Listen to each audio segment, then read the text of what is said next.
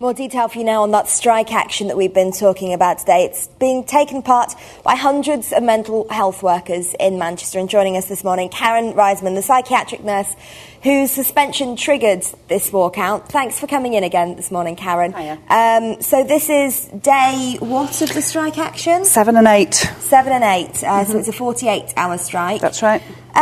Just remind us of the background to this one, because you're basically the reason for it all, aren't you?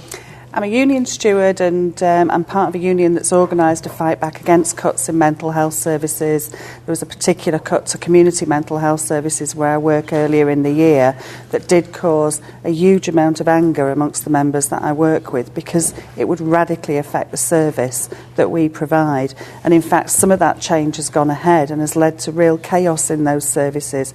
And we feel vindicated that we were right to oppose those changes and to speak out against it. But the consequence is that the management have now suspended me for speaking out, and people feel that that's wrong, that they need a union to defend the health service, they need people to speak out, and they want the right for themselves to be able to speak out in the future without fear of persecution and victimisation. And you've been suspended for some time now, haven't you? 16 weeks now, yeah. Long time. Any sign of any kind of movement on that front?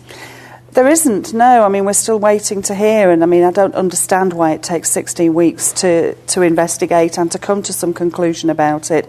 Meanwhile, I'm being paid, but no patients are being seen by me, and you think that's just an extreme waste of health service money. Absolutely.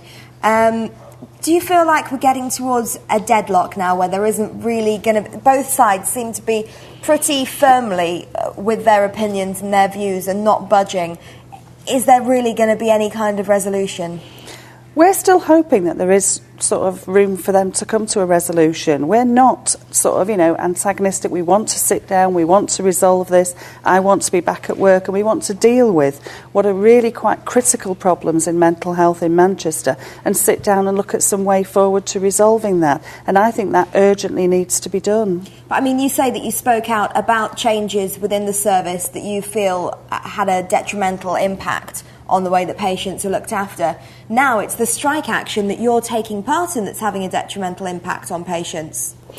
We accept that, and we know that when we take strike action that we will be reducing the service during those periods of strike action. We feel that we've got no choice to do that. If we want to be able to have a union that can stand up and fight to defend the service, then we need to reduce it in the short term to be able to do that. Otherwise, if they get away with sacking leading trade unionists, who will be the next trade unionist who will speak out? Who will be the next nurse who speaks out? And we worry that we'll go back to the old days where people felt frightened to say anything, and that's not good for care, it's not good for staff, it's not good for patients. OK, Karen Reissman, thank you very much for your time this morning. Thank you.